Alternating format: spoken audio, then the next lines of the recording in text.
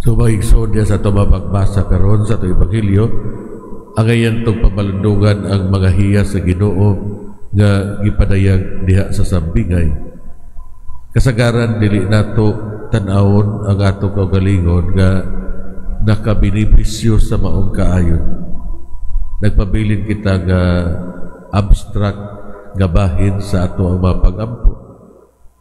Ang Ginoo maghitagon sa tanang katawhan.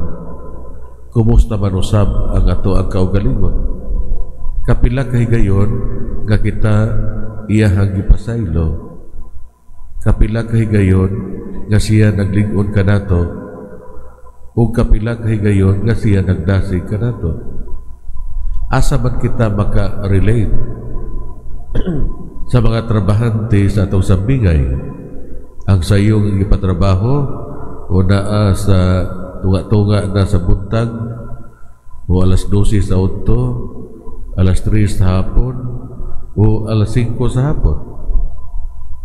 Ang Ginoo nagulat sa matag kalag nga musulod sa parasan uban ang pagpasensya.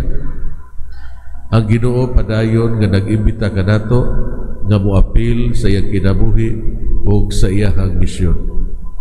Ang Ginoo magsaulog sa matag kalag nga musulod. Ato ang pamalungan kining sambingay, ato ang pamalandungan kining sambingaya, ang kasing-kasing samahan. O mag-ampo kita nga aduna kitay kasing-kasing nga parihas sa iya. Nga naglantaw uban sa paglaom sa pag-abot sa uban ngadto sa parasan o magsadya sa mga grasya nga gihatag sa Ginoo para sa tanan. Magigsuon si Jesus nagandoy nga ato ang masamtan kining maong kamatuoran, ang katapusa mahiuna ug ang mahiuna maulahi. Nga ang pagpaubos mao ang unang gikinahanglan sa gusto nga mosulod sa iyang gingharian. Bisan asa man kita gikan, unsa man ang ato ang kagahapon, sa ato ang pag-recognize sa iyang mga kamot nga mag-welcome o sa mga gasa nga iyang gihatag kanato, maghatag kanato og dakong ganti.